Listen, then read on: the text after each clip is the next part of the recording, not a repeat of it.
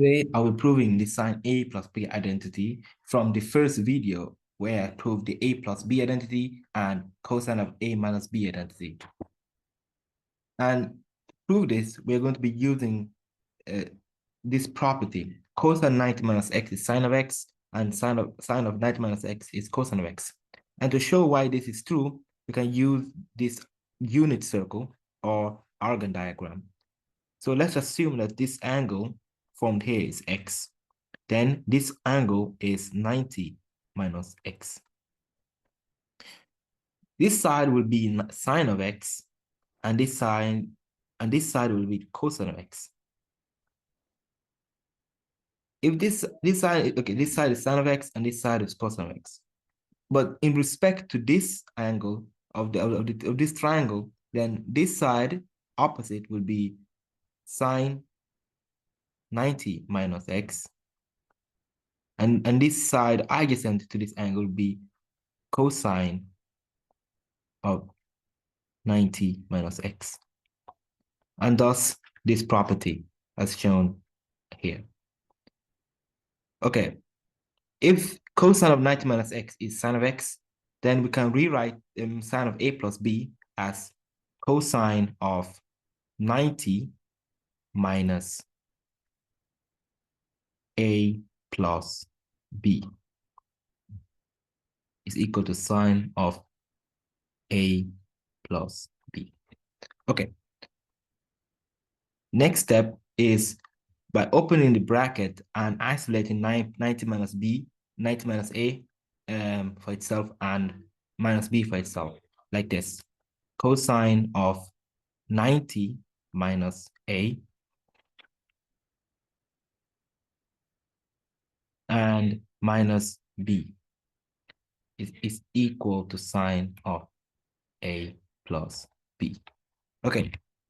Using the cosine of a minus b identity, as shown in the first video, we get that this is cosine of 90 minus a multiplied by cosine of b plus cosine of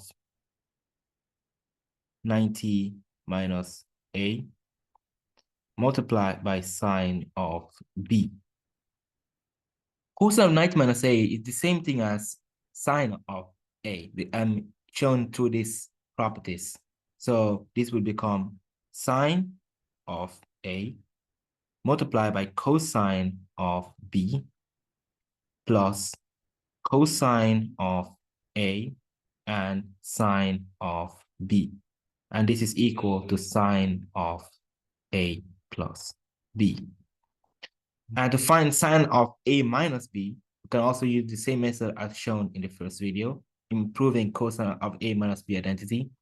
And that is, we can assume that b is multiplied by -1, and then use that with the help of this property. So if we rewrote this like this, sine of a plus, and then in the bracket minus b is equal to sine of a multiplied by cosine of -b plus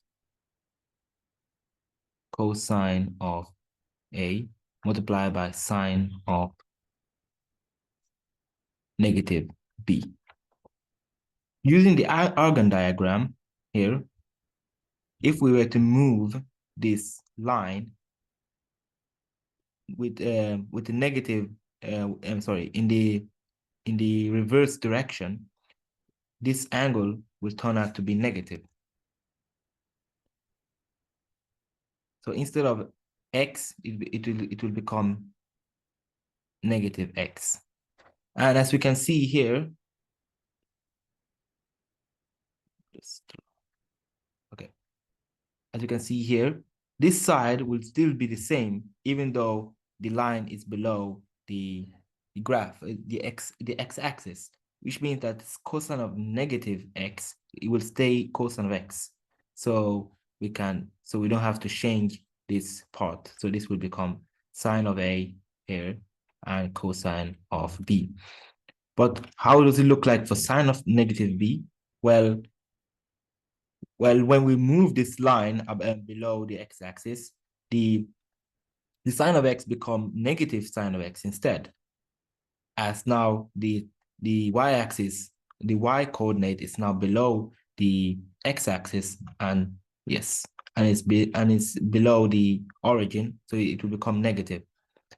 So this sine of minus b will be simplified to negative 1 multiplied by sine of b.